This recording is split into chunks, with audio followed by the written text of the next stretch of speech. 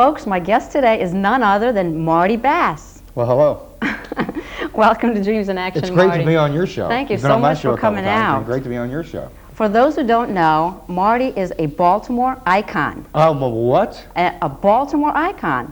Marty is the co-anchor of the top-rated morning news program on WJZ Channel 13. You've been doing this for about 20 years now, right? Well, I've been doing the morning show for 17 years. 17 years. I've been at JZ for, man, next October to be 21. We're in our 17th year. We just finished our 16th. Yeah. Okay. Wonderful. Well, take us back a little bit. From, you know, you're from Kentucky. Yeah. How did you end up in this business? How did you come out? It's a long story. Well, limit it to a couple of minutes, because I have a lot of questions. Limit it to a couple of minutes. Actually, I'd rather you tell these people, show these people what you did before we went on the air. It was a great cleansing breath. How did that go again? Why did you do that? I'm sitting here, we're getting ready to go on the air, and I wasn't even looking, and what I hear is this. I was getting ready to call EMS. Well, should I ask them to show everybody what you did with your mic? How you hid your mic? Yeah, I would like you to. Yes, as a matter of fact. Skip it. All right. Actually, I was born and raised in Louisville, and I was very lucky. I am 45, so I was born in 53, graduated high school in 71. I'm giving them those numbers for a reason. My teenage years were in the middle and late 60s. My brother, who's considerably older than I am, managed some of the best local bands in Louisville. And very much like this area, there were some really fine local bands when local bands were king. Okay. Now, because of that, he had a relationship with the big rock station in town. Through that, I started interning there and hanging out and running errands and whatnot, and I was taught the craft. Because what we do is really a craft. It's more than a business. We make it look very easy. And I was taught the craft by some people who were great broadcasters themselves. I ended up working at a small radio station around Louisville. Friday nights, I'd segue Montevanti records. Oh. Night to 6 a.m. and once an hour I'd go WXVW Jeffersonville. And of course I'd have the headphones on, turn the mic on like 10 minutes beforehand, clear my throat, practicing, you know. And I did that for a while.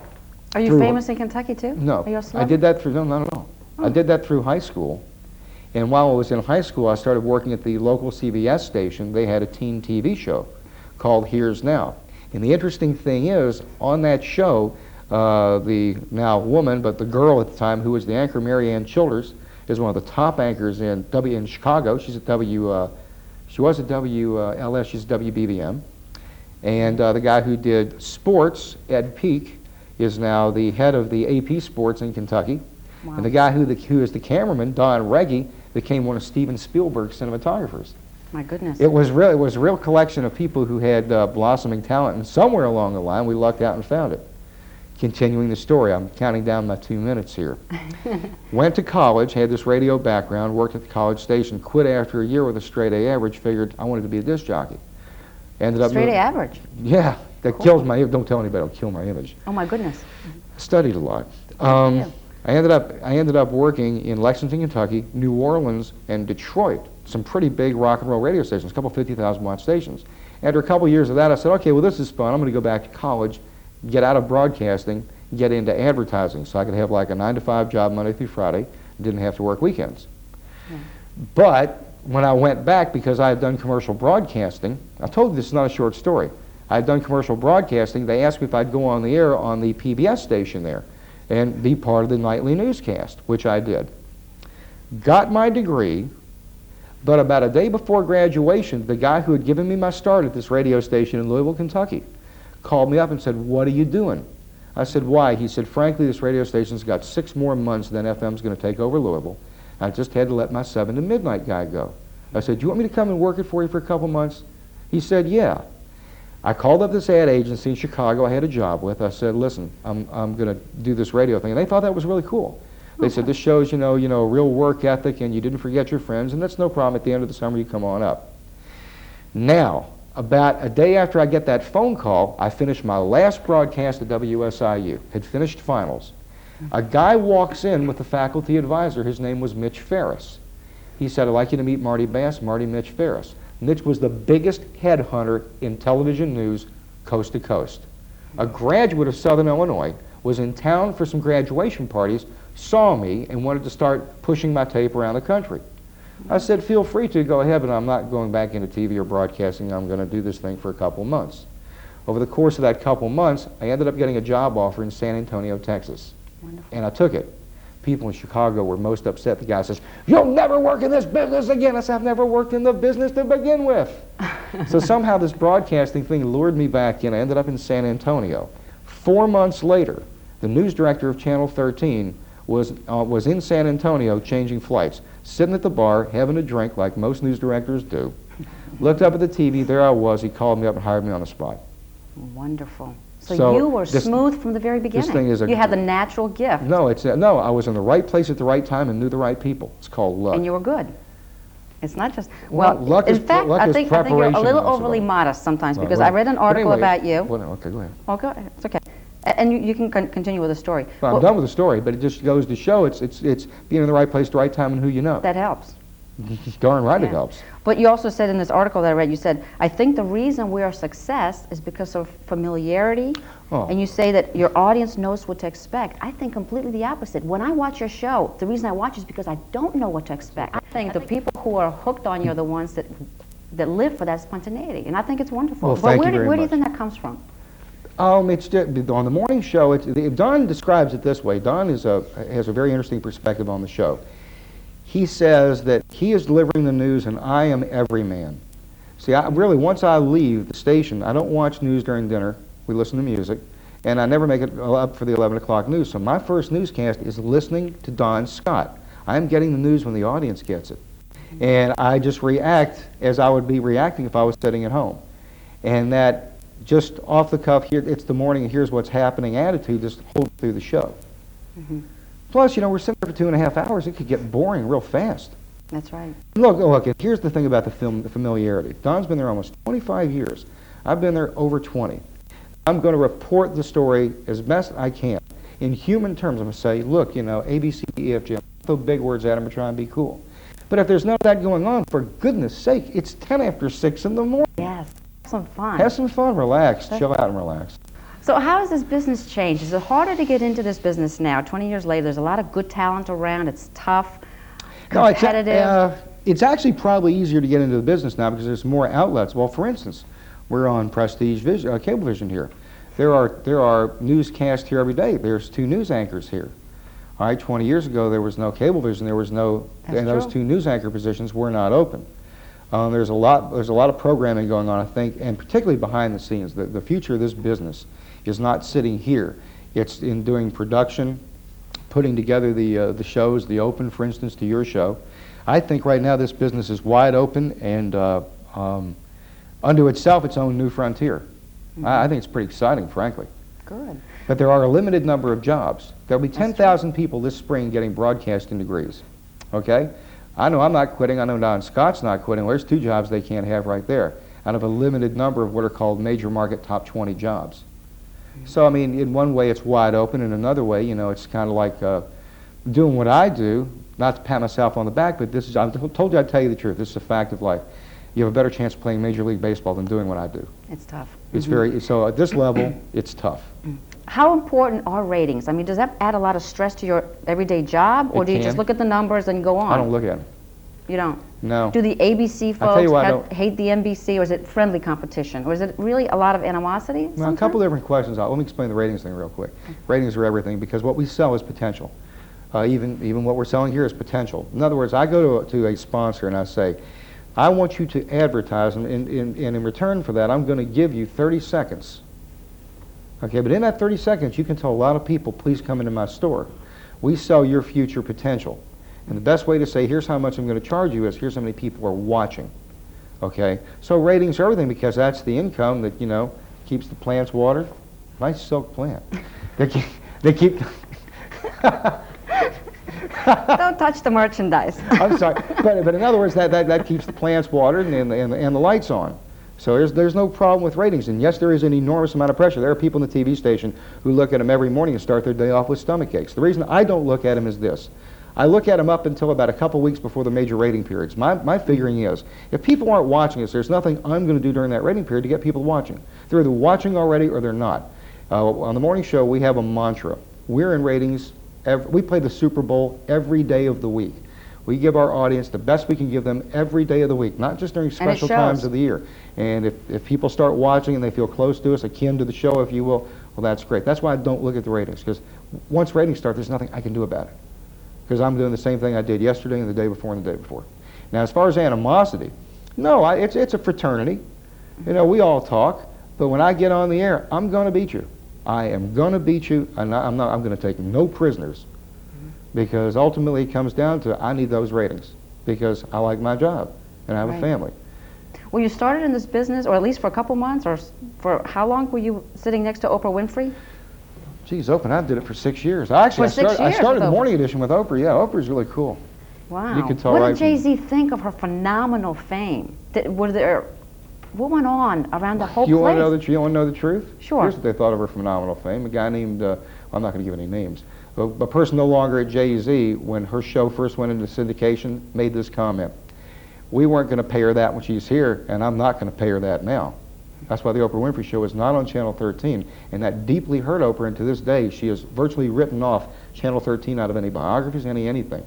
Really? Yeah, it's now, I have spoken with Oprah a couple of times over the years, or someone like Richard Scher, who speaks with her, Sandra Pinckney, who used to work with us at 13 and is at Channel 2, speaks with her. They say, Oprah says, hi, hey Oprah, how's it going, as I'm walking by a phone.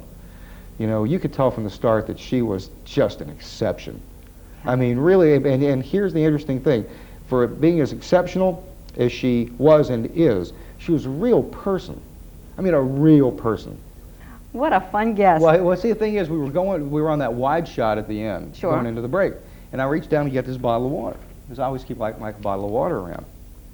Because not only can you, I can't even get this stupid, not only can you drink it, but I anoint this. So I'm glad that you didn't point it in my direction. I'd be dripping over here. That is real. That is a real plant. Now, that's not silk there. Oh, wonderful. There you go. Give you a little drink. Give you a little drink. Okay. Generous fella. Wonderful. All right. So, if you had to pick one plus and one minus to your job, okay, what would they be? The plus is that I am in a business that people make movies out of. And I am in the front row of this movie. I get to see things that you'd never ever see. You ever been to train derailment? No. You ever seen a boxcar like bent in half with the axle sticking up like that? Nobody hurt. I mean, it's like, wow.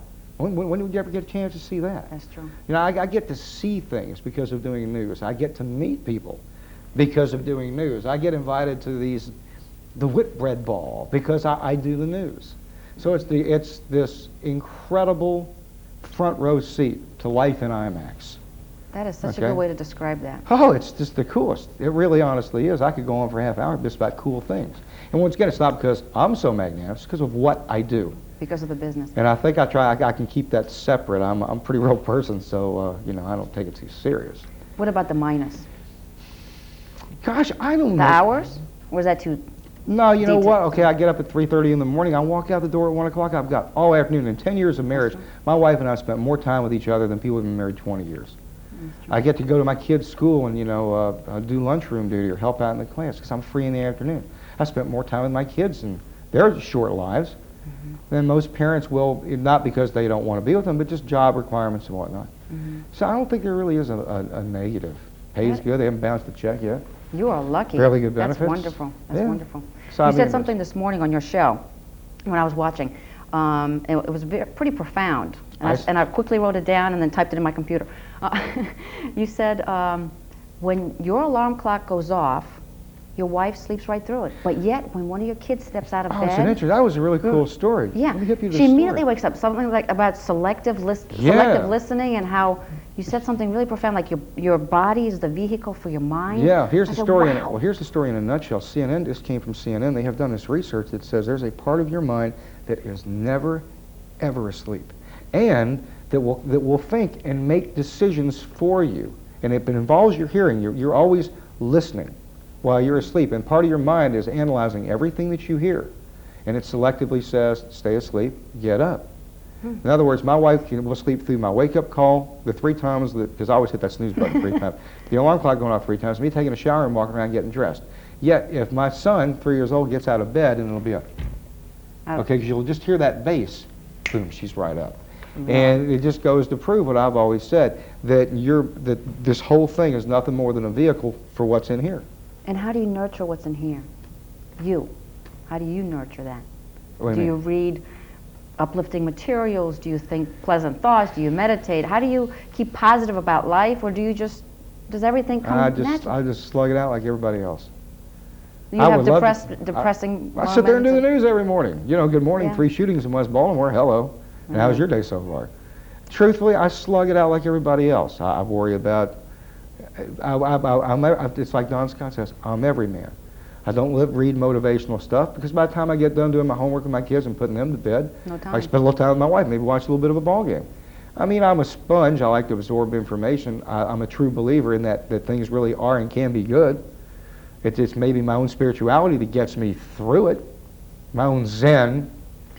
But it's a lot of self-control too. I mean, you eat right, you work out on a regular basis. What guest does stick out in your mind? You have a lot of, for those who are not familiar, Marty has a small segment, a short, like 5-10 minute segment in each show every morning. In your case, it was 13 minutes, but that's okay. Yeah. And he interviews either authors, local community efforts, or... Well, does anything stick out in your mind? We have so many interesting people that come on. I mean, of big names. You had that Russian wrestler one time. Nikolai Volkov, a great guy. You let him on for a long time. Nikolai's a great guy. Lives here in Baltimore, married a Baltimore girl, lives here in Baltimore, no longer professionally wrestles. What a fine guy with a great sense of humor. And I mean a man who changed the face of pro wrestling with Hulk Hogan and Rowdy Roddy Piper, if you wrestling fans. And here he is just sitting there just talking just like this. Wonderful. Just a natural guy. We had Hal Linden on recently. He was a good guy. But then we get somebody like Dr. Bob Hieronymus who comes on and talks about flying saucers and the paranormal. I find that just as interesting. That's how Coffee With comes about. I kind of put that segment together. It's like, well, if it interests me... It was your idea. What was that? The Coffee With. You presented that? Well, no, I on a day-to-day basis, it all filters down through me. Right. You decide which guest you're going to have. Yes or no? And it's a gut feeling. People say, well, what are the criteria? What's my gut feeling? Do people get really nitpicking? I think one time you had mentioned that a lady called you up and screamed at your machine because you sat down before another guest. Yes. For crying out loud. Do you get these kind of phone calls a lot? Yeah, I got one today. I did an interview at noon with Jane Seymour. And when I'm doing a satellite interview with somebody from Hollywood, I tell them beforehand, because I always talk to them, we're going to have 2 minutes. They don't have, they will always say, lead me, or I will say, I'll let you know we got to go. And I take those interviews to the last possible second. So it's like, Jane, listen, running out of time, got to go. See you. Woman called, you know, you're just so rude to these people. You're always telling them they got to go or you got to go. They'll call you and they'll do that in your voicemail. Yeah, it's like, you know, well, at least leave your number so I can call you back and tell you why I'm doing that, because they appreciate it when I let them know we've got to end. Well, you get a lot of praise. But this one person, like, I would stand up, like, I'm kind of crazy. Like, I will always stand up. Let's see if I got enough microphone here. I always stand up. Okay, here's the set, here's the cameras on the morning edition. I always welcome somebody from this side because they come in from my side, okay? And I am like crazy. I always try to line the magnetic north. And it is imperative for me, mentally, to turn around this way, which means I turn my back to them, okay? Well, these people just go crazy. When in fact, you know, I'm saying, hey, how you doing? Good to see you. And they're already meeting Don, so they're not even concentrating.